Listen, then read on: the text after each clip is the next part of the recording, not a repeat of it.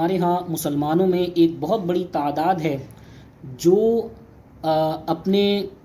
بچپن کے ایام میں جنہوں نے قرآن پاک صحیح طریقے سے نہیں سیکھا ہوتا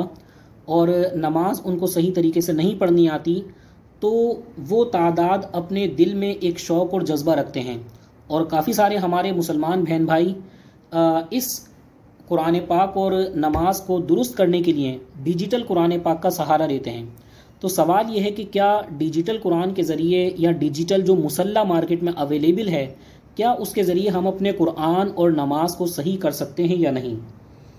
تو اس سلسلے میں یاد رکھیے کہ لوگ اپنے شوق اور جذبے میں ان چیزوں کو خرید تو لیتے ہیں، لیکن ان چیزوں کے ساتھ انسان استقامت کے ساتھ علم حاصل نہیں کر پاتا۔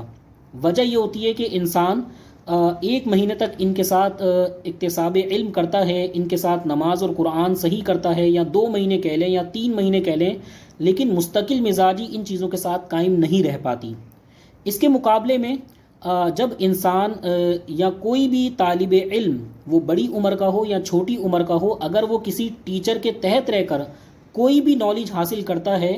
تو ٹیچر کی طرف سے اس کو جو کبھی سختی کے ساتھ ٹیچر پیش آتے ہیں، کبھی نرمی سے پیش آتے ہیں، کبھی محبت کے ساتھ پیش آتے ہیں،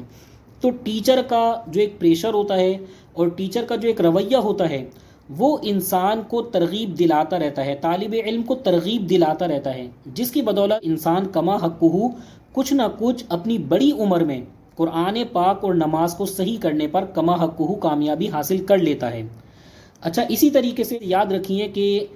ان چیزوں کے ذریعے جو ہم اپنی قرآن اور نماز صحیح کرتے ہیں، وہ اس طریقے سے صحیح نہیں کر سکتے جس طریقے سے شریعت نے ہمیں صحیح کرنے کا حکم دیا ہے۔ وجہ اس کی یہ ہے کہ ان چیزوں سے جو ہمیں آواز آتی ہے، وہ فقط آواز سنائی دیتی ہے، ان چیزوں کی یعنی کہ قرآن پاک کے حروف کی جو صحیح درستگی ہے، قرآن پاک کے جو شریعت کی طرف سے ہمیں مخرج بیان کیے گئے ہیں کہ کون سا حرف کہاں سے پڑھنا ہے، وہ ہم ان چیزوں کے ذریعے معلوم نہیں کر سکتے۔ مثال کے طور پر سا، اس کا جو مخرج ہے وہ ہے زبان کا سرا اور اوپر کے دانتوں کے اندرونی کنارے۔ اب ہم جیسے مثال کے طور پر اگر اس کے ذریعے سورہ کوثر ہم سنتے ہیں، انا اعطیناک الکوثر، تو اب سننے والے کو یہ نہیں پتہ چلے گا کہ یہ فا کے اندر کہاں سے مخرج ادا کیا جا رہا ہے۔ البتہ وہ اس کو میمورائز کر لے گا، یاد کر لے گا، لیکن صحیح مخرج اور صحیح مخرج کی تلفظ کی درستگی کی ادائیگی اس کو اس سے حاصل نہیں ہوگی۔ تو لہٰذا اگرچہ سیکھنے میں کسی حد تک کامیابی حاصل بھی کی جا سکتی ہے، لیکن جو شریعت کا ایک تقاضا ہے، جو شریعت کی ایک ریکوائرمنٹ ہے کہ اس طریقے سے آپ نے قرآن پاک کو پڑھنا ہے اور پھر اسی طریقے سے آپ نے نماز میں قرآن پاک کی تلاوت کرنی ہے، یہ اس ایپلیکیشن کے ذریعے، یہ اس ڈیجیٹل قرآن کے ذریعے اور ڈیجیٹل مسلح کے ذریعے ہم حاصل نہیں کر سکتے۔ البتہ یہ ضرور کہا جا سکتا ہے کہ ان چیزوں کے ذریعے اگر ہم کسی ادارے میں ایڈمیشن لیں، کسی قاری صاحب کے ذریعے ان چیزوں کو صحیح کرنے کی کوشش کریں، کسی ٹیچر کا سہارا لیں، اور پلس ان چیزوں کو بھی اپنے استعمال میں رکھیں،